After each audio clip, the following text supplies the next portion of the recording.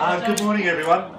My name is Peter Wood. I'm the CEO for Arts Northern Rivers, and I just want to say welcome and thank you very much for coming along to our first Festival and Events Forum for this year, which has been a little bit overdue. We haven't done one for over a year now, I think, so we're really excited to be able to present this one.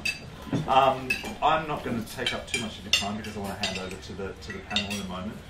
Just a couple of little housekeeping things. If anyone does want to refill, we've still got breakfast going on back there, so please keep this fairly casual and help us up with some juice at the back of the deck there as well. I'm pretty much just going to hand over now to Mick O'Regan, who's generously offered to be our facilitator today to look at the issue of issues management, and he'll introduce our panel as well. So enjoy, and I'll hand over to Mick, and after the session there'll be some time for some questions as well from our panel here. So, Mick, thank you, Peter. Look, good morning, everyone. I'll stand up for the moment, but I think when we get cranked up, I'll sit down. Welcome to the Arts End of Bangalow. As Peter said, I'm Mick O'Regan. Before I do anything else, I'd like to respectfully acknowledge the Widjabul people who are part of the Arakwal Nation, who are the traditional owners on the place that we meet today. So I'd just like to acknowledge that. It seems to me, not as an arts administrator, I should explain, I'm a journalist with ABC Radio National. Formerly I was a broadcaster. I now work with ABC Online and edit Radio National's webpage, which I do from home, just outside Bangalow, so I'm very lucky. Thinking about this last night and this morning, it seemed to me that, that old joke, when people hear the word culture, they sort of reach for their gun. Whereas sometimes it seems these days that when people hear the word cultural event, they reach for their public liability insurance or the weather map or council ordinances, that what's happened with the organising of public events is that the public realm has become full of unexpected traps, potential pitfalls and financial difficulties that people have to now negotiate. It's not enough these days to just think we're going to celebrate art, we've got a wonderful group of people, we've got an enthusiastic potential audience, let's bring that together and Shazam, we have this fantastic event. As I'm sure everyone on the deck here realises, there are all sorts of issues that arise. And today, we have an opportunity to hear from three very experienced practitioners in the practical side of actually bringing a cultural event to fruition, making that great leap from idea to execution, enduring the unendurable, planning for the unplannable, in the sort of vernacular, keeping your shit together when shit happens. And some of the issues, just chatting with Chris Hanley before, he showed me a photograph. It's the 2010 festival, wasn't it? 09? Which one was it? 09. One of those. Where as locals and festival enthusiasts will know, there was biblical rain, you know. People started to build boats and line up their animals here. And a world rally. That's right. And so how do you deal with that? And I'll use that as a way into this. So I suspect people may know our panel this morning, but let that not deter me. So Chris Hanley is the leading member of the local business community. People would know Chris in this context as the founding director of the Byron Bay Writers Festival and one of the founders of the Northern Rivers Writers Centre, a key cultural organisation in the overarching cultural life of this Northern Rivers area. Virginia Lovett is currently the General Manager of the Melbourne International Comedy Festival. Virginia is going to deal with some really unusual events and the sorts of animals that you have to put up with when you're organising cultural events. In her case, they were real animals, and they escaped. And that was when she was doing work for Melbourne Zoo. So I'm looking forward to hearing how you actually deal with that. And our third member of the panel is Merran Morriso. She's the director of ArtScape. And Merran's going to be talking to us today about dealing, the thing I mentioned earlier, where you bring public art through the public authorities that deal with all the sorts of ordinances and permits and regulations that you have to negotiate if you're an arts administrator trying to bring your event to the public in a way that meets the conditions stipulated by local government. Which, as people would understand in the Northern Rivers, local government is a contentious area of public policy. Not everyone agrees with the priorities of council, not everyone sees council intervention in their activity as welcome. But the reality is you have to deal with it. So I don't stand before you today as knowledgeable about the arts in any particular way. I'm simply here to facilitate this meeting. What I'm going to do is to keep it conversational. After, I might ask you if you guys feel like it, you can sort of make an opening statement. And then I'd like to just have it as a conversation between you as the audience and our three panellists. So, with that said, I'd like to thank Peter for his introduction. I'd like to welcome you again to this.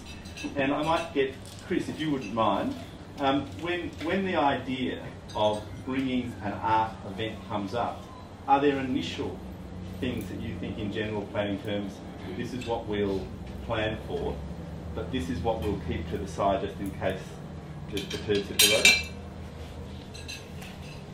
Yeah, I think, Mick, you're referring here to things like God and the weather. Yeah.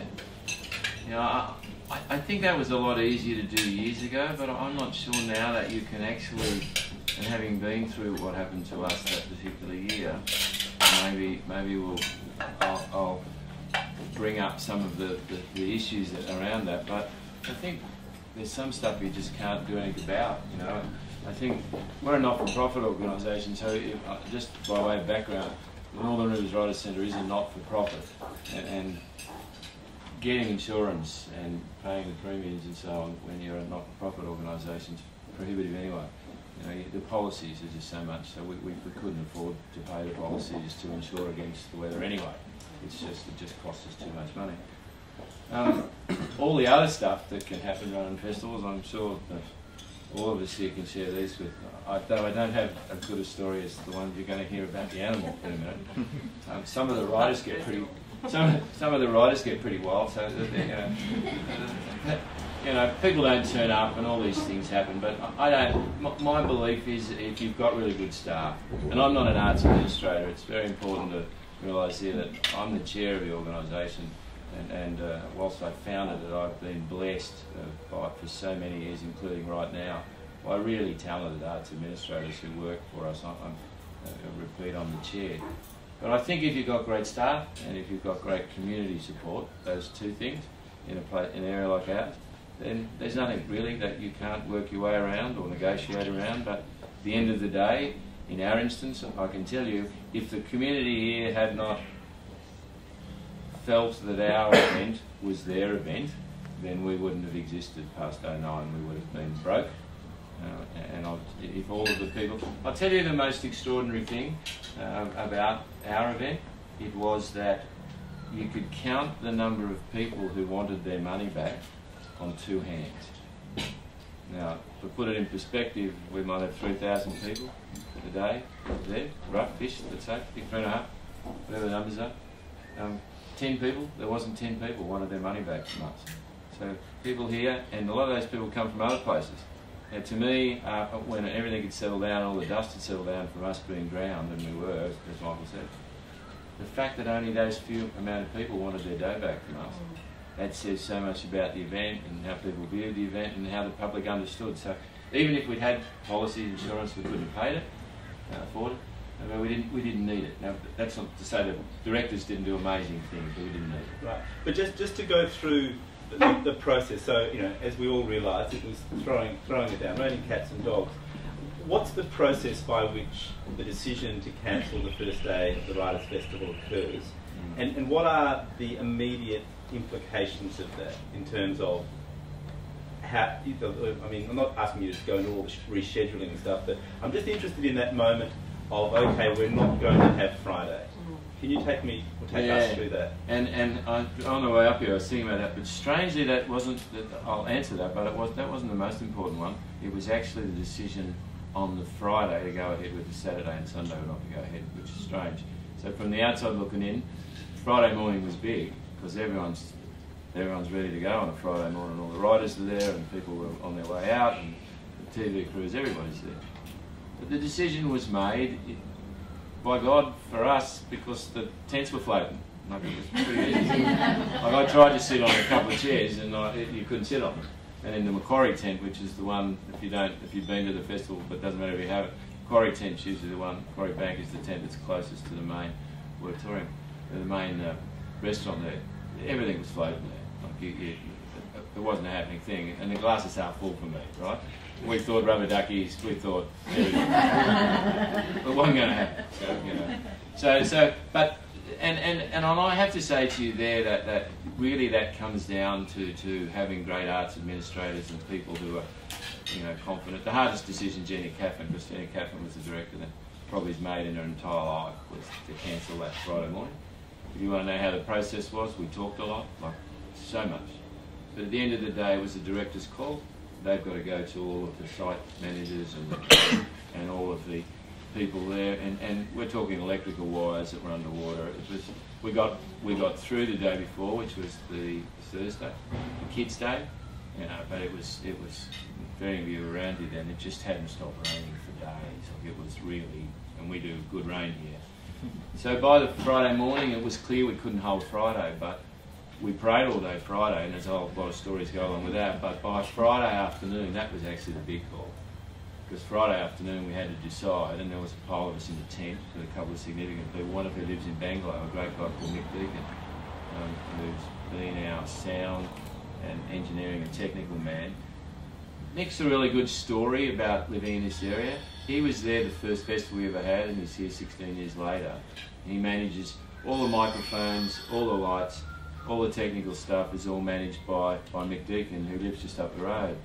And the afternoon of the Friday, after the horrendous day of not having an event, we all met in a tent and had a really long conversation. And I went around and asked everybody what they thought we should do, and Mick made this wonderful, direct, I won't call it a speech, but I'll just call it you know, he said what he felt, and it was his significant words that afternoon that made us take a really big punt, because it was still raining all day on the Friday, for those of you who might remember. It just hadn't stopped. We thought, okay, and we went ahead. And as it was, the skies cleared that night. By about 9 o'clock, it had stopped raining. And then we put all the gravel down and everything else. The next 2 days, all the people walked in on the Saturday, for those of you, and said, what'd you call it off for? The site looks fine. But that's 10 truckloads of gravel. Well, there's another story goes with the gravel. I won't take too much time here, but there's another story goes with the gravel. You know, we've had differences with some of the other events over the years, and I'll say openly, Festival of Splendour, and we get on really well, but we had one sort of year where we didn't get on so well. It was a little issue of our dates and their dates clashed. But I've got to tell you, Jessica and her team and her site managers were wonderful, because they sent us all this stuff to help us, pumps and the whole box and dice, and they were fabulous. They sent people now to help us. But as Jenny Caffin wrote me an email about this, I needed to have my memory. I blocked some of this out. So I blocked it out. Making me revisit this is really difficult, Peter, but I visited. She sent me this stream of consciousness email as only she could yesterday. And she reminded me that all the trucks of gravel weren't self... They gave us all the gravel, but how do you spread it? So we got all these big mounds of gravel, and I remember spending this afternoon, was wonderful. We don't know where these people came from. This was on the Friday. All these people ended up there, these weird people, some of who I've never seen them at a writers' festival, then or since. Any of these people turned up, and all these shovels came, I think from the crew at Splendour, and I couldn't pick up a pen for 2 weeks. I hadn't been on a shovel for years. And the girls, I'll never forget the lady, the wonderful Helen Hughes, who's the Southern Cross University rep. She was on our committee. I'd never seen her with a shovel or any or a weapon. I'd just seen her with a pen. But I cannot forget her. She was out there in tracky dackies and wellies with a whole pile of other people. We laid all the gravel out that afternoon between when they arrived late in the afternoon and when it got dark. And the rest and then we had the festival for the next 2 days. So for those taking notes, just an asterisk, shovels. Okay, thanks, Chris. Virginia, I'm not going to preempt your story at all, because I don't want to steal any of your thunder, but when I read the brief notes that I appreciate Peter provided for me, and I saw that you worked for the Melbourne International Comedy Festival, and then I saw that there was a story about animals in the zoo, I thought they must have been linked together, but in fact they're not, so I might leave it to you now. Yeah, look, I was in Sydney for about 15 years, and I was a sort of marketing and comms arts specialist, and I decided to move home to Melbourne, and I couldn't find a job that I wanted in Melbourne, but they offered me this job as General Manager of Corporate Communications at Melbourne Zoo, which I thought, you know, yeah, that sounds good. You know, I've worked for collections, I've worked at the gallery, and I've worked at the Powerhouse, so this is like a living collection. It can't be that much different. So my remit, because Melbourne Zoo is made up of, or Zoos Victoria is made up of 3 campuses. It's Hillsville Sanctuary, Werribee Open Range Zoo, and the Melbourne Zoo.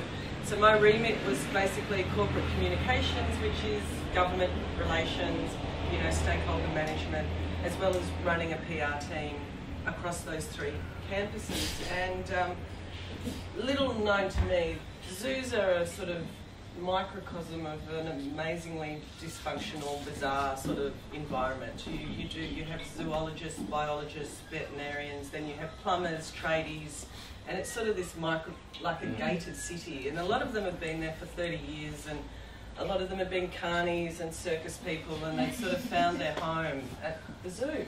And a lot of them had been 14, 15-year-old kids who loved animals and decided that I love the elephants and I want to work in the elephants, and had started by shoveling shit out of the cages and worked their way up. So you had these sort of also differing priorities, because the elephants are the most important. No, the baboons are the most important. So the first week I got there, and I'm going to tell 2 stories. One's the funny one and one's probably more the serious one on crisis communication. But the first week I got there, one of my staff, who'd been there for 30 years, rang me at 6 in the morning, and she's like, "Virginia, a binturong's escaped." And I'm like, "A what? A what?" And she's like, "A binturong's escaped." I said, "What is that?" And she said, "It's like a bear cat." I'm like, "A bear cat? What is that?" But apparently it's like a sloth, and it had gone over the fence. And it Slowly. At night, I think it's really nice. But it got over the fence in a crossroll parade in Melbourne, and the Garbo had seen it, and it rung the police and said, I've just seen a panther go over the crossroll parade. And they actually thought he was drunk, and they didn't pay any attention to it. And then someone rang, it had got into someone's backyard. He climbed the tree, and someone rang the zoo and said, "I think we've got something from your zoo." And so most people at the zoo have gun licences, and so they all loaded up because they thought it was a panther, they didn't know what it was. And for some unknown reason, they called the Lost Dogs home. But the thing was that because of all this police activity on the radio, the media had been monitoring it.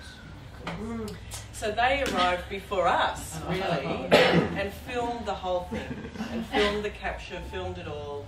And it was right in the middle of the 2007 Rudd election. So the media just wanted some sort of distraction, and this story ran. This story ran and ran and ran. It ran internationally, it ran... And in a way, we couldn't really stop it. You know, there wasn't really much to do. We just hoped that we put a statement out, and we just hoped that it would lose oxygen after 12 hours, which it did. It did, you know, and it was a sort of... But I suppose that sort of... Can I intervene one quick question? Is the binturong the sort of animal that, because of its big claws, long teeth, poisonous bite, has that other quality that it's a dangerous animal, or is your average binturong No, I think like it's not. It's like a sloth. It's not going to attack anyone. Oh, okay. So there wasn't that element. There wasn't wild binturong attacks.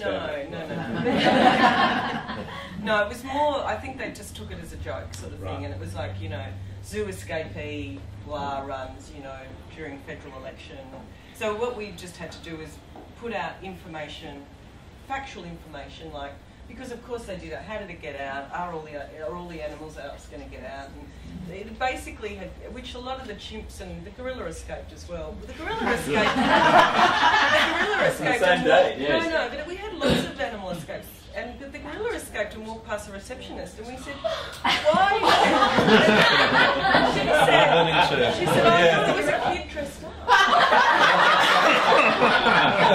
And she kept the job. But there was lots of stories, you know, like that, which, you know, okay, I sort of realised it was going to be a very unusual job, but they're clearly clever, you know, they want to get out, so they grow vines and they train the vines, and then when the vines are they climb them and get out. The animal trained divide. Yeah, they sort of pull it down and start to see. I think the keepers are very cognizant of looking at the enclosures and making sure they're not planning. I'd like to ask you again, in the same way that Chris had that decision making, as someone who's in charge of corporate communication, what was the priority in messaging? Was it don't be scared, it won't bite you, or don't be worried, we've cut that vine down, or how did you structure your message from Melbourne Zoo's corporate perspective? It's a good question. I think the thing is you've just got to keep, first of all, you sort of take a deep breath and go, okay, what is the message going to be? You can't just do a reactive thing. So if the media are calling, so you just say, no, I'll get back to you. I don't have all the information. I'll get back to you. And that's where I then go to the vet, to the CEO and say, right, how are we going to structure this message? What is it? Is it dangerous? It's not dangerous. How did it get out? We've looked at that. And start to formulate, and I don't panic to say, okay, I'm going to miss the 11 o'clock news. I'll put the message out when I think the message is ready to go. Right. But it does have to be quick. Is the message a strategy or a singular message? That was a singular message. Right, that was a bit like, this is it, encapsulated in one, and we'll stick on that message, and you have to stick on that message religiously. You can't start to, get the CEO or the board messing with it. That's the message. Just stay on it. And I think if you keep repeating it to the media, everything starts to. So I'm really interested in the process of message formulation here. So does informing the message, do you inform yourself with the mission statement of the zoo? Is there some overall connection between this is what the zoo is about, this is an aberrant incident, but this is how we can link that aberrant incident back into our central message, which is education, safety, spirit, I don't know what it is, but are you trying as a corporate representative of a public organisation to keep a sort of consistency in response, message, mission statement? To certain extents, yes. That sort of reaction, no. I would just type up a message that I think will be a key message that will mitigate that incident at that moment. I don't look at, say, okay, does that fit into that vision, does that not? With that incident, I just went, right, this is the, I work it very quickly because I'm very good. I just go bang, bang, bang. I re-look at it and go, okay, what will the media pick out of this? Is there anything sort of inflammatory that they can? So you start to hone it. And it becomes very benign, I must say, but I'm used to, I've worked in government and I've worked for a minister. I just sort of start to really, a statement that will satisfy the media but will actually not come and bite you. A bit like, you heard Tony Burke yesterday on the morning radio and he was being pushed about how much it was going to be compensation, and he let go of probably what the advisor said, don't say the money, because then that ran as the headline, 100 million, it's going to cost $100 million, Whereas you try to say, this is the message, stay on it, keep repeating it, stay on it, and then, they'll run that message. Can I ask you a question? By reference then you said, it's only one person should be giving the message. Did you, like CEO or other people in the organisation, the message should always stay with one person? Is that what the line is there? In my role, I would formulate the message, and then present it to CEO or board or whatever, and they may tweak it or say no, we want this. But basically, that was my role to sort of you're the professional. What should we be saying? And you stay on this. And it was interesting. The other big thing that happened at the zoo while I was there was they had the Age ran a very special investigation into animal abuse and cruelty, and this is when the tweaking. Basically, what happened was one of the keepers had been called by the Age a couple of weeks prior to it breaking, saying, "Do you know about the elephant being stabbed?" And so she came to us, and we were a bit like, it's odd. We rang the Age, they were like, no, nothing. And then suddenly it came like a tsunami. They rang and said, we have email, like the place had leaked like a sieve. So they had emails, documents, and said, we're going to run this story about animal abuse and cruelty. And that's probably getting at the key of the of that vision of of Melbourne Zoo or Zoos Victoria that, you know, they do pride themselves on keeping, you know, the animals safe, you know, looking after them, but this was going to actually cut that out completely. So what I did was said to the Age, can I see send them through, send all the allegations through. And I was just like, oh my God, like there were 30 allegations. There was stabbing elephants, there was sewing eyes together of animals, there was just this sort of years of, you know, allegations, years.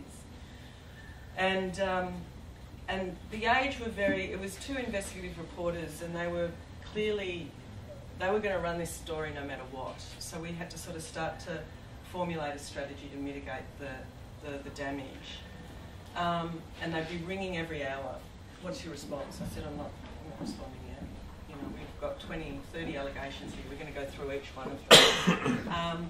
And it took a week for us to formulate till we actually said we'll sit down with the Age. And it took a week of, I got legal advice, you know, I got everyone in. I thought this was going to be really bad.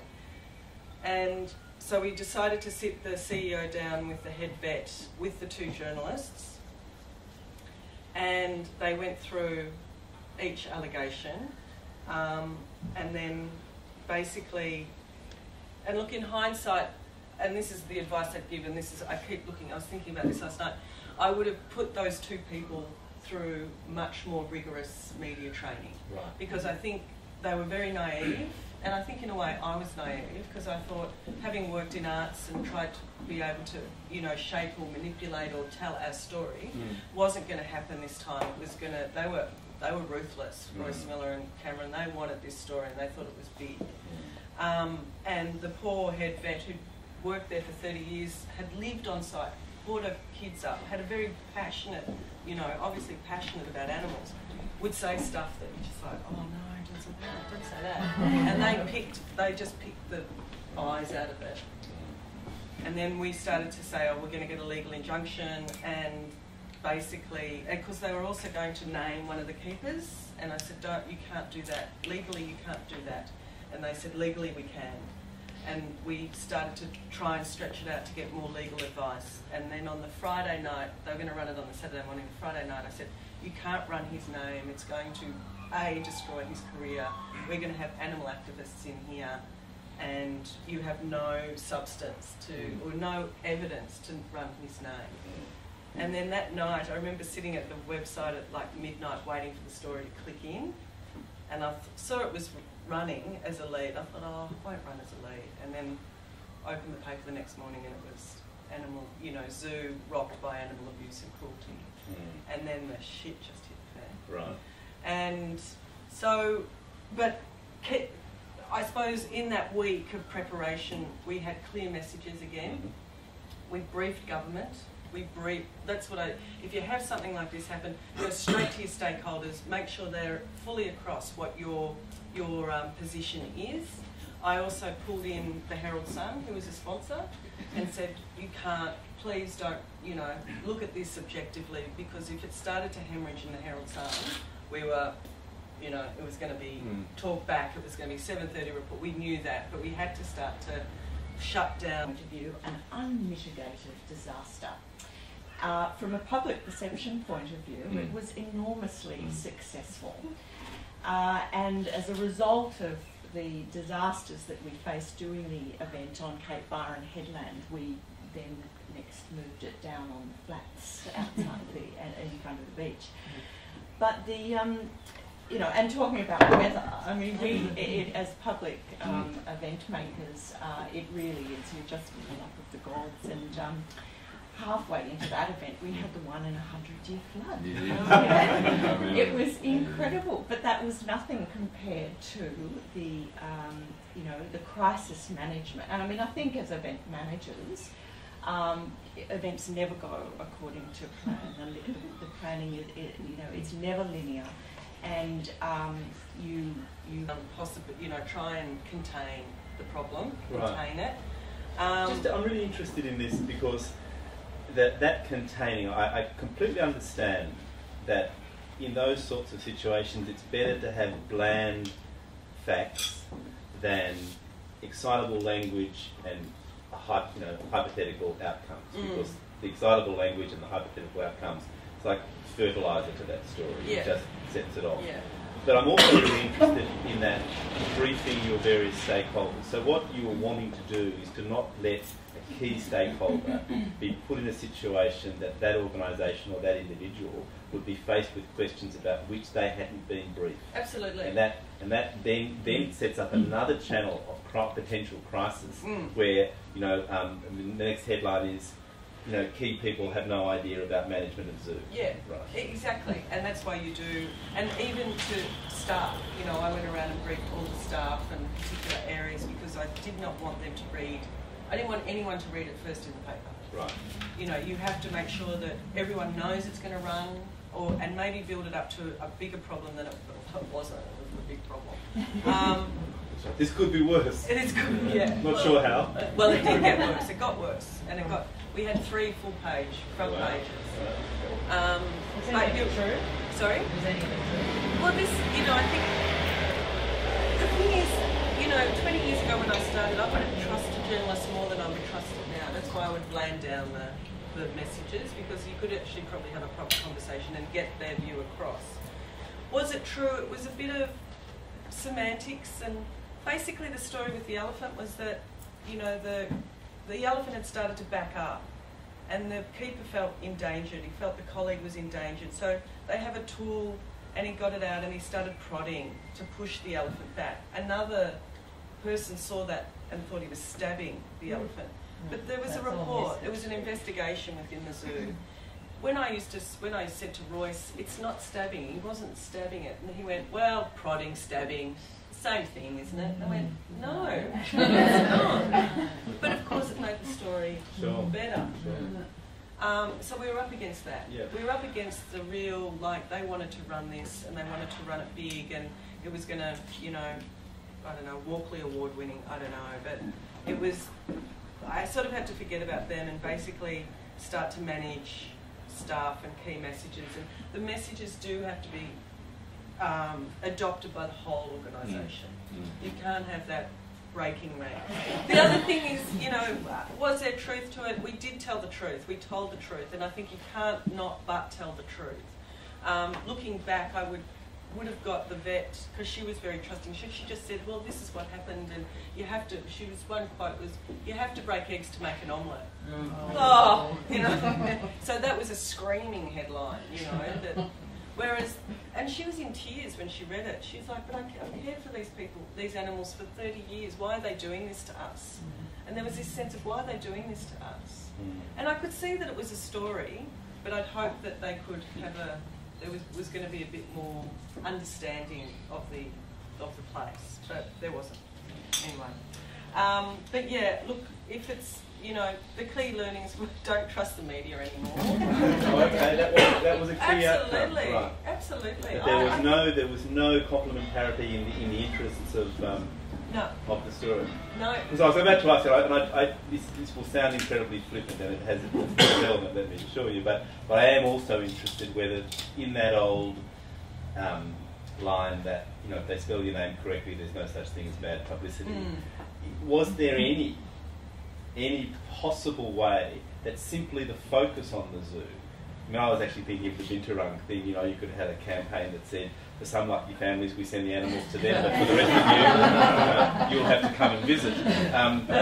But was there, at the end of it all, was the zoo's profile only damaged? Yes. It was only damaged. So that old saw that something good may come of this, that's rubbish. No, that was, Okay. It was reputation damaging, and we had to sort of mitigate, contain that. Right. And that's why I think bringing in the Herald Sun in that week, and really, I went to the editor and briefed the editor of the Herald Sun, and having that sort of, look, they're not going to, he said, if it's a big story, we'll follow, they ran little bits, but if they had got it as an exclusive and they didn't like us, I'm sure we would have had a worse, we would have had government coming down on us. Sure. Whereas, having... but it was very damaging. But you had a very solid reputation, which was no doubt eroded, but it was solid enough that it didn't fall. No, but it took a while. Like, you know, people like Hugh Worth, everyone came out. It was a bit like, you know, I think zoos have detractors. Sure. And this sort of incident, it's like, woohoo, it's free for all. You know, we've always said that it's X, Y, and Z. Like the Saturday when it broke, you know, we were in there at 6, and it was a bit like ground zero. I had people writing op-ed pieces, we were on the phone, we were about to do an all-in, we had crews outside, we had to brief the CEO. It was full on, like, and then the animal activists released images of what they thought was the keeper named, but it wasn't him. So I had images of a completely different keeper going out on the wire with saying this person stabs animals, sort of thing. So I had that to sort of pull down, ringing editors to pull down those photos. And, you know, we had protesters. Some people said, you know, some people in American zoos had acid thrown on their cars from activists. So it was pretty heated, and I think that upset me, that talking to the journalists going, do you know what you're doing? Do you actually, apart from run the story, but naming someone? Why name someone? Like on the Thursday, rang me and said, oh, we've spoken to someone who he worked with 20 years ago, and apparently he displayed this behaviour 20 years ago. I went, I could have been a man 20 years ago. It's a great diversionary story. Exactly. I should have used that.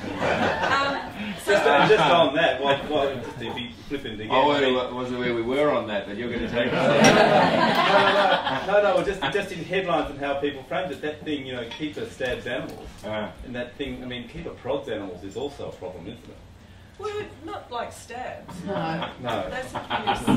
But I think, you know, then we had that on the Saturday, Monday, another front page about Healesville, about echidnas dying and stuff like that.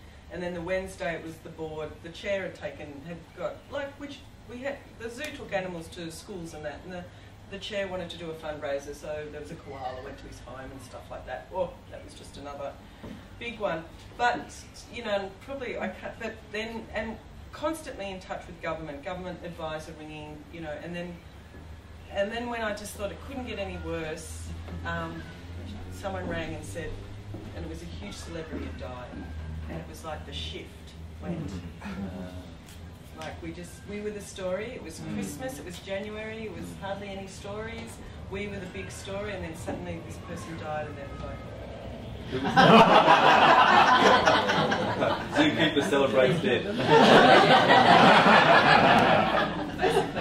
Basically, this is Chatham House rules. Really. Yeah, no, and look, Virginia, thank you very much for that. There's a theme developing. Chris is shoveling gravel. Virginia is shoveling animal poo. It's up to now, Merran. I'm not sure what you shovel when you confront the Byron Shire Council, though. I'm sure people can make suggestions. It's sort of an interesting thing in a way that to take the difficulty of when problematic stuff comes back to you. It seems to me, I may be wrong here, but one of your challenges is to go back into authority, to go back into levels of civil rules and rule making, and take an idea and see how a governing body has to deal with it. And the other thing I was interested in, and I'd like your thoughts on, if it's relevant, is that notion of how the council sees a particular community and whether it feels that your cultural event enhances the council's perception of that area. Because obviously Byron Shire is a particular place that has a number of different labels attached to it. And there seems to me in recent years to be a struggle to change the way this community is thought of. But rather than preempt anything you'll say, what Merran, as I mentioned at the beginning, but I'll remind people, Merran is the director of ArtScape. She has an enormous amount of experience as a public art consultant and cultural planner and a project manager. But her contribution to this discussion is really about the process of staging an event and getting all the boxes ticked as far as using public land, public resources, and the sort of development and controls that an organisation might put on you. Well, I wasn't going to mention it because it was so diabolical, but when I saw the picture of the Hindenburg on the invitation to today, I thought, oh, well, you know, I may as well spill the beans. Because the 2005 sculpture event that we put on at Cape Byron Headland, which was extremely dramatic, and it was the first sculpture event in Byron Shire, you know, from an internal point, you have to accept that you are constantly in a place of crisis management. From 6 weeks out, that's all you'll be kind of doing is putting out brush fires. But little did I know that, you know, in fact, 4 weeks before that event, it was we came to a very, very close decision of having to cancel it because insurance by the state government was cancelled. We had great assurances from the permanent director of the Cape Byron Trust, which looks after the Araka National Park and the headland. And I was a trustee at the time, and that the insurance would be covered for the event. And she went on 6 months leave, and we had a replacement director who kind of went, insurance? Surely the state government can't possibly insure an event worth 60 sculptures on a headland. So, but we had sent an enormous amount of documentation about how every sculpture had been built, how we were harnessing people over past the fence line to install sculptures, and how we'd had engineering sign off on. And 4 weeks before the interventions of the temporary manager made the state government change their mind. And we simply just couldn't put on the event. And so I went down to Sydney to try and talk to them. And the only concession was that we had to guarantee that we would have 20, the only way they would cover it was if we could have 24-hour security. And so, and the only way we were going to afford that, I mean, we did this event on this Melbourne oil rag and ended up with absolutely nothing in our pocket. And this is the other thing about starting events, that you're in for the long haul, because the first year is the hardest and the second year is also very hard, and then it gets incrementally easier unless you're lucky and you get a huge injection of funds. But most of us sort of had to build very, very gradually. And Rebecca Townsend and I, who were managing the event, had to sort of dive into our back pockets and say we will, you know, and the financial risk is that, as you also know, is you never know until the end of the event whether you've broken even or you've made a cent or whatever, and that's, you know, that's scary. So, you know, in addition to the crisis management and the lack of sleep, is the risk that you carry, you know, financially. We felt enormously responsible, and then so we just said, well, look, we'll find the money, and we went ahead. But the sculpture events are, you know, they're a success because they're on public land and they're free events, so they're unticketed. You know, we have no way of getting, you know, of charging people, and yet one of the things about a sculpture event is that you sell sculpture, and this you know, you will not get a professional sculptor exhibiting unless they can put a value on their work. You know, they that's what they do for a living, and you know, so the trust had said to us, well, you know, you can't sell sculpture, and I thought, oh my God, you know, we won't have any sculptors participating because it's an enormous cost for each one of them to make their transport and install and take it. And so it was a very trying time working with a government who were putting all of these commercial labels on our event, and we had exactly the same issue when we did the event in 2010. that we set up a not-for-profit organisation with lots of local arts and business people on that board, and it was a free event, and yet we were still categorised as a commercial event. Why? Because we sold things, I see.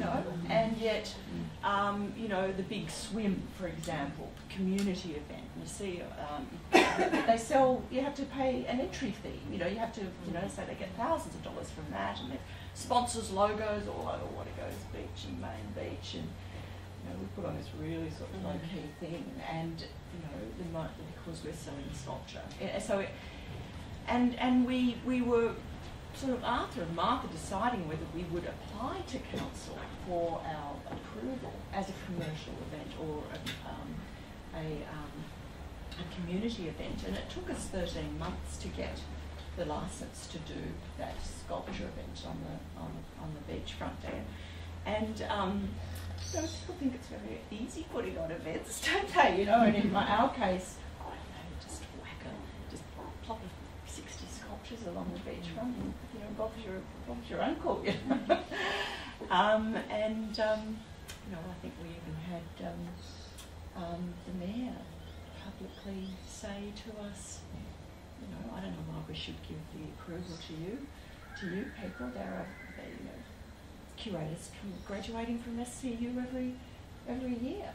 So it's this perception that what you do is very easy, and because you're on public land, you have to be seen to be giving something back to the community, and that the public purse isn't suffering because you're profiting. These are some of the perceptions that we were dealing with. And how would you, organisationally, how would you meet those criticisms or those negative observations that you're not, that anyone can do this? Basically the council's sort of saying what's in it for us, aren't they? Yeah, yes. And what was your response to that? Well, the community's perception of it was that it was their event, and like Chris said, there's a wide sense of ownership. You have hundreds of volunteers. You're doing it on such little money that you're so dependent on the tiny links and sponsorships and support that you get. Everyone had a stake in it. Did you pull that volunteer base together as an advocacy? We did that with the zoo, with Friends of the Zoo. We briefed them a lot to sort of be that sort of people, was it true? No. So they can actually start to be on a community level saying, actually, you don't know it costs a lot of money, all these key messages that you want to get out. Did you sort of pull them together as a sort of, write letters to the local paper, or? No, we just need volunteers to slap over, really. That's another asterisk, I'd say. Can I just? This is to me the most interesting topic of all of them, and I've been interested in both these things so far. Volunteerism. I think if the people who are against any of these things were to spend a day doing an adult work experience as a volunteer, they work it out pretty quickly what it's about. And even the commercial ventures here, and there is a blending together here, very badly a bleeding together of mixing all of the festivals up together. But even the commercial festivals need volunteers and have all these volunteers who work for them. We're a volunteer community. There's only 30,000 people in Byron Shire, and if you include the Northern Rivers, it's still not a very big area. But we've got 200 volunteers. Last week we opened our volunteers sheet again this year, and we couldn't exist without volunteers. I think we had 194 applications, and what happens with us, about a third of the volunteers get replaced every year. Volunteerism as advocates is great. They're good for anything, and none of our festivals would exist without them. Can I just say something about Merran's event? I've never seen an example in my 25 years living here, an event that was so good that doesn't exist anymore. Yeah. It's bizarre. Instead of pussyfooting around the issue, it's bizarre. Everybody who visited that, and I went to it a number of times, the first one and the other one, it was fabulous. It was what the place is about, and to mix up have this anti-commercialism attitude. We were the first festival in the country to start selling tickets to a writers' festival. Why? Because it's the only way we can put it on. Right? We've got no money. We don't get any money. The Sydney Writers Festival gets like $500,000 or something. We get that much. We get nothing. So you can't put them on without that. Anyway, sorry. No, I think that's a good point. And when we were 5 years in between events, which was sad, but hardly a week went by when someone went, why aren't you doing this again? And so we did, but it's extremely difficult to raise the money and start from scratch. And unfortunately, they're you know, in 10, 20 years ago, when local government moved from the role of provider to facilitator, you know, most local councils, and I've had a lot to do with many of them, and working as a cultural planner on the inside. And you know, if you were on the inside and you know, people like Chris or you know even me came and said, "Oh, I've got this great idea for an event," you would be enormously supportive. But in a small organisation like Byron Council, and we're all part of fairly small councils, you know, you need to have specialised staff within the council waving your banner for you. Like an internal advocate. Yeah, an internal advocate, because what happens is, you know, Byron Council has a cultural policy and plan, but it actually meant nothing because, you know, they ignore the spirit of their own policy and hand all the approvals to development control and compliance, which is a wing of council just completely fixated on rules. And then overlay that with the risk culture that we're all dealing with all the time. And it's just so easy to say no. So local council, the effective ones, you know, need to have an attitude of partnership with people in the community. You know, 10 years ago when I came up here, a local councillor, first time elected, he said to me, "Oh, I think we should have a such and such an event." And I said, "Peter, really? Is that your idea, or is that something that you're getting from the community?" And what you need to do, especially when you have no resources, is you piggyback, you partner and you piggyback with the energies that are there in the community already. And that's where, you know, you draw in volunteers, and the role of council is to facilitate the energy, the creative and cultural energy that's in the community. This makes me want to know then, do you have to almost work out how the council wants to brand itself, or how they want to brand that local government region? For example, I'm sure, as Chris intimated, that Byron Shire Council trades on various community cultural events.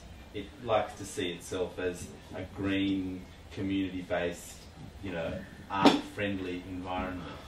If you're a public arts event organiser, is it important to sort of somehow link your product, your event, to that broader branding that the council is seeking? Absolutely. Yeah. But the council, when it comes down to tin tax, I don't think they really care. Oh, okay. And they're prepared to push it to the And wall. Arts Northern Rivers have been great advocates for creative industries, but you don't really get it coming out. You know, there's kind of lip service that's paid, I think. And you know, to be fair, a lot of the councils are just so small that they don't have the resources. You know? I worked at Sydney City Council in cultural policy and councils with a rate base of 300,000 people, and you know, this council's 35,000. So they don't have the specialist staff and the sophistication to, you know, there's no point having a cultural policy or plan really if you don't have the resources to implement it. I think you've got a good point. With the comedy festival, it's how you change the narrative to suit the strategic alliance of a government. If you're going to get more money, that's what we did. You know, for a bit like what Merran was saying, the comedy festival sells 460,000 tickets in 4 weeks. So they thought it's rich. It's lots of money coming in. It's a $12 million box. Whereas actually, because it's like Edinburgh, it's open access plus curated. We don't get all that box office. But in the past, these press releases have been churning out. So the narrative was, we're a very rich organisation. we had to, when I came in, we needed money, a bit like people just think public events, or these major events just happen, you know. People say to me, you work all year round? Yeah, I do. Yes. You know, and big is expensive, you know, bringing in sculpture or building venues. We don't have volunteers, we pay all our staff. I have $1 million salary over, you know, festival period because we pay everyone. We don't rely on volunteers because sometimes that's harder to manage. And, you know, you can sack people. I tried to shag them all. Yeah. But the thing is, you know, in the past, the festival had just gone and said, we need more money. We need more money. And the government's like, go away. Right. Whereas we had to sort of change our whole narrative and dynamic to sort of look at what government wanted in the next 3 years. And particularly, you know, we identified it as an election year. You know, all these things that could tick their boxes and basically changed. It wasn't changing the way we did things, it was just changing the way we told the story. Right. Because we were doing everything they wanted us to do, but we weren't actually putting it out there that, you know, it's community engagement, it's artist development, it's, you know, all these key words they use, we started to use them. Instead of just going there and going, we need more money because we can't put this on anymore. Right. You know, you have to really create that argument that they think actually it becomes their idea. And you're like, that's fine, I don't care whose idea it is, as long as I get more money. And yeah, that's right, and you have to be able to understand what you put it and articulate the positive impacts of your events, the economic benefits, the money that's going into artists' pockets, and try and put some figures on some of the intangibles. Because just one intangible there though. Have you ever encountered a negative perspective where people say, oh, these events bring all these people in, but they make, you know, they basically use the infrastructural resources of our community. The regular punter doesn't get any benefit from it. So it's the sort of microcosm of the big holiday experience of this part of the coast, where an extraordinary influx of tourists obviously helps financially a great number of people in the Byron Shire. But then there's another argument that says, I hate the summer here, we get, you know, X 100,000 people, but there's no increase in the number of public toilets or parks or public car spaces, or that there's limited infrastructure that gets strained by big influxes of people. Does that ever become a factor in well, event it hasn't. management? That's because we've always put our events on in winter, and Right. our writers' festivals in August. So and this was working quite clearly with trying to build numbers. to build numbers, but doing it in the hard times as well. Yeah. I mean, it's much easier for us with a free public event to do it in January, but we wouldn't have got the, you know, council would have looked very poorly at that, and it's we want to build something and spread for the business community and for everyone to spread those sorts of impacts throughout the year, because it is a strain on infrastructure. Okay. We chose the quietest weekend of the year. The weekend we're on Really? is the quietest weekend. We went to all the hotels and motels 15, 16 years ago and asked them to open their books up, and the beach hotel was the same. That weekend, 3rd, 4th, 5th, is the quietest weekend. So that's why we put it on, to help businesses. There's not much on in August. And all in the community, all the swims are over and everyone's waiting for spring. It usually doesn't rain, except for 1 year. I had one woman ring me when I was at Sydney Festival screaming down the phone that we were a waste of taxpayers' money. You're a waste of taxpayers' money. I said, oh, okay, let's work it out. There's 4 million people in Sydney and we get 1.4 million. I think I owe you 20 cents. Come over, I'll give you 20 cents. Try looking for the ABC. I used to give out 8 cents a day to about every person I met. Now, we've run a tiny bit over time, but I'm very conscious that there are questions from you guys, and now's the opportunity, because we will finish roughly to schedule, but if we push over a bit, I'm sure we won't get thrown out. So, look, if you wouldn't mind, just so everyone can see you, when you ask a question, could you stand up? Just, you know, just so it's sort of easy to see from every angle. Are there questions?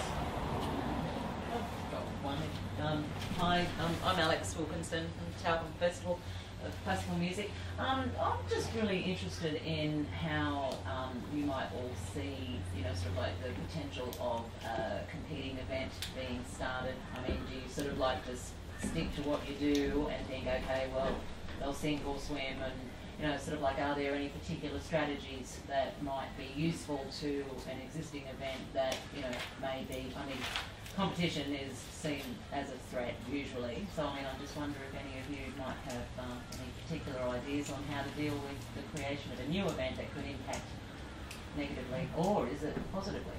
We had, Melbourne Festival wanted to change their dates from October to March, which in Melbourne, March is mad. It's Grand Prix, it's us, it's food and wine.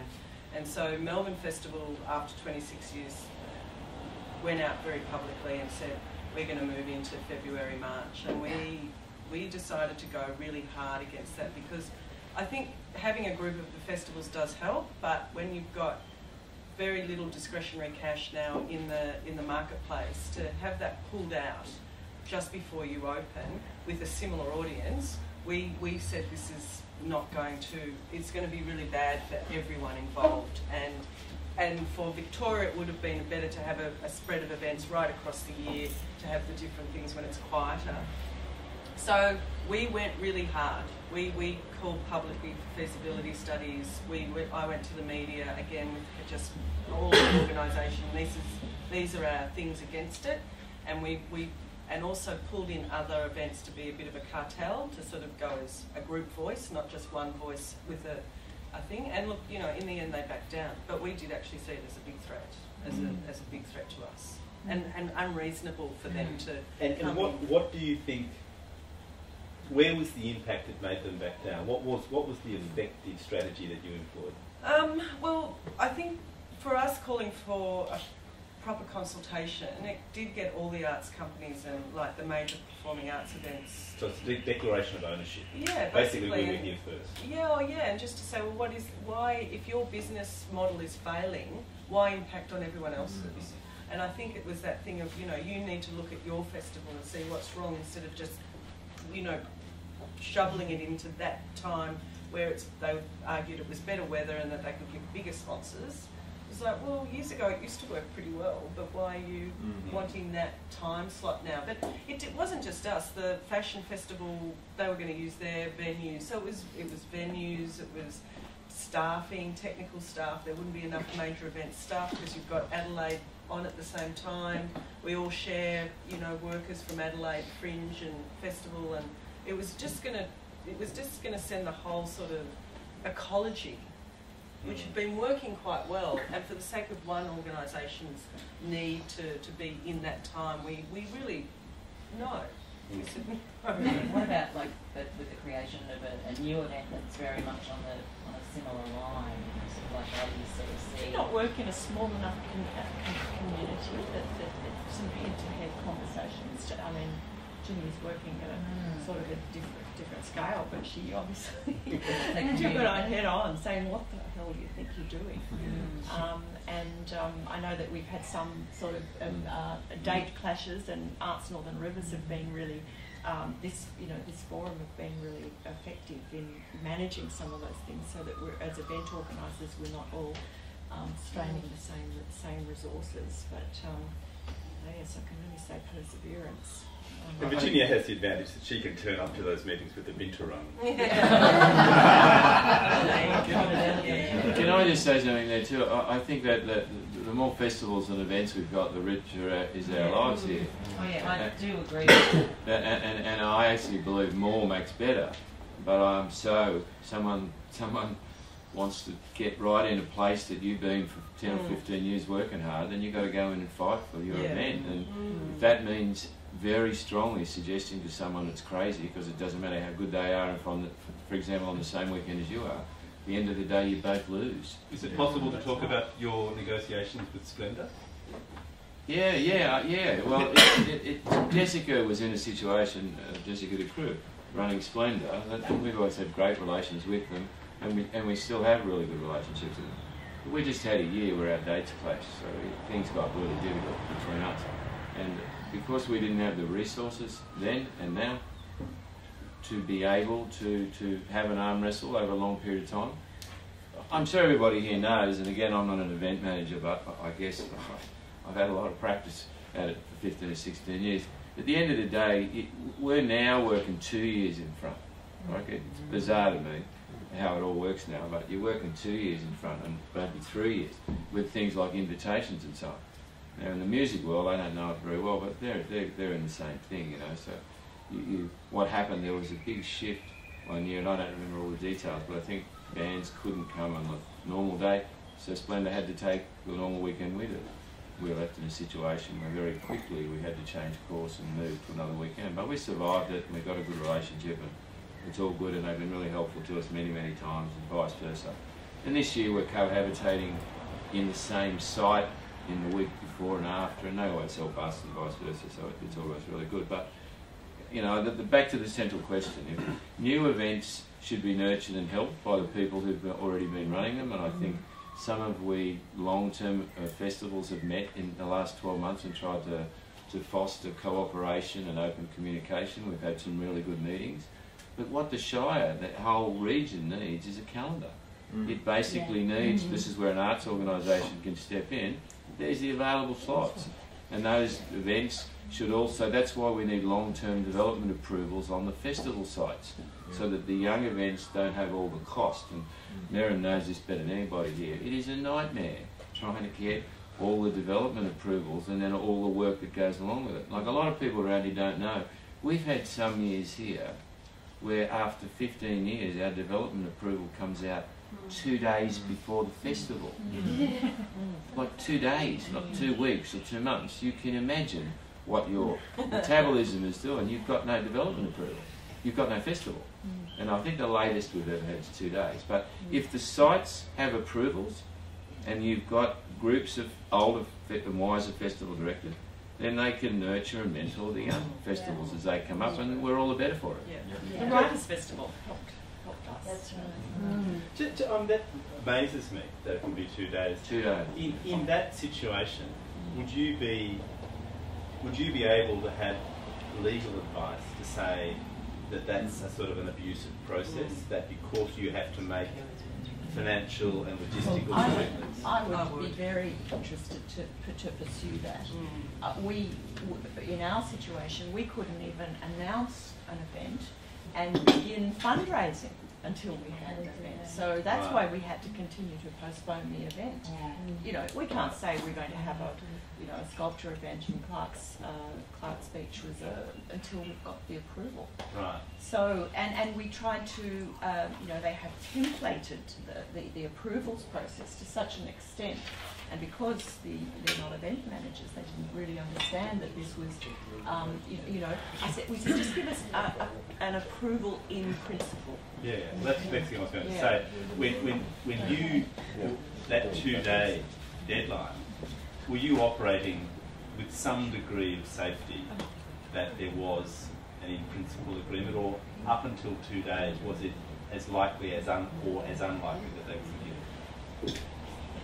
I think because in my other life I know the difference between in principle and the real thing. Right. I guess I'd say in that instance that an in principle agreement here, and as it is anywhere, is not worth anything. So I guess you've always got to operate on the principle that you've got to get the piece of paper, and anything else just don't. So you can't run the events without those, because if you haven't got them, there's no insurances or anything, and you could put. But my view is a little different to Merran's there in one sense. We live in a small community, and at the end of the day, courts, legalities, you don't win. Because if you've got to go down that path, you lose. You've got no event, or you end up in conflict. The only way at the end is to pick up phones and go and meet people face to face and just keep working until you can deliver the event. That's the only way. And 48 hours, whatever it is, you just keep doing it until you get it approved. Yeah, we don't get ours. That woman there. Julie Jackson would know all about this. She's been doing events in this area. I'm right in the middle of a pear shape.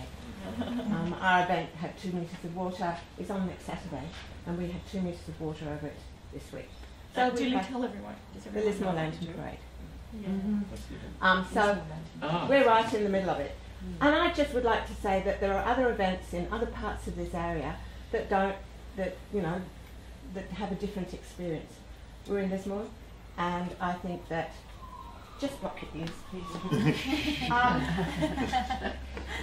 John and I have a very particular relationship. John is the event manager for Lismore City Council. And we occasionally go blah, blah, blah, blah, but most of the time we have the most fantastic relationship with our council. We have the most fun. Right now I have to change our whole event from one place to another place, and it sounds easy to reverse it, but it's in fact enormous. And if it wasn't for the fact that we had an unbelievably supportive council, that the fact that the police are ringing me up at 7 o'clock at night and saying, how can we help? You know, that the fire brigade is likewise, you know, we have the most beautiful relationships with all the stakeholders in our community, and if it wasn't for that, we'd be in deep, whatever it is now. But it is over the fact that we've nurtured those relationships over many years, and that we've got possibly a slightly enlightened council that will let us have a 4-year DA, you know, so that and when I did our DA, I covered every possible eventuality, and thought of what would be all the scenarios, so that it's been a relatively, not last in 2009, which was the annus horribilis for all events, when we had to change the whole shebang, and we hadn't got that plan B happening. But it's really important to have plan Bs and have really good relationships with your council. And I really appreciate it. Yes. And he got text from me at 7 o'clock this morning saying, what about the footballers? You know, so yeah, I think from somebody who is right in the middle of it with an event next Saturday, it can work. So please pray. That's necessary. And I've got lots of posters and flyers on the door out there. So and come. Thank you. Thank you very much. Is there a final question? The scheduled time is 10:30. It's nice practice to keep to the schedule. Yes, Rachel. Just one very brief continue, Rachel from the Rose Festival. I'm interested in how you stalled your media for a week in that crisis situation. Well, it's because there were so many allegations. We just kept going back to them saying we need more time to investigate all the allegations, which is fair enough, you know. And I think that's always a sort of PR 101. Don't jump to their timetable. You set the timetable, because they couldn't have run a story. We knew that they can't run a story until we commented. So until you start to comment, you're sort of keeping the story at bay. So we just kept going back, and you know, as I said, you know, I wasn't proud. I got in other PR advice, you know, and got in legal advice, and just kept going back to them saying it's with the lawyers, you know, which was true, you know. And so I wouldn't do anything until you're actually ready. And in a way we weren't.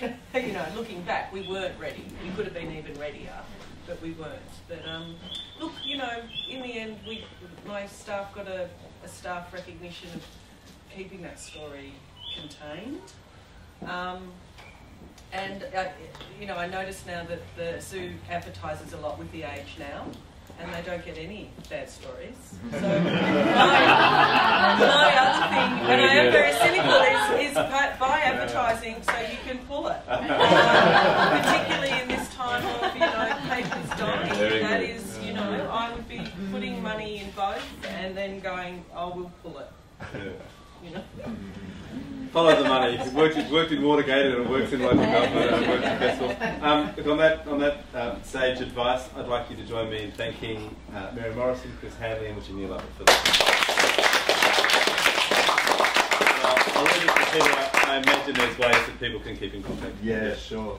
I'd also like to thank Mick very much for facilitating fantastic sessions. Thanks, Mick. I just want to pick up on one quick point that Chris brought up. We actually do put a calendar of events together every year, so we probably obviously don't advertise it enough. So you can find it on our website, and we kind of call for it. We call for contributions. So it is a resource that we really want to try and get out there as much as we can, obviously to avoid the potential clashes that can happen in this region with festivals and events. So that is a resource that's there, so please use it. With the Festival Events Forums, what we've done this year, what I've decided to do this year is obviously have sessions like this, which are a fantastic way of using, I suppose, case study opportunities to examine issues.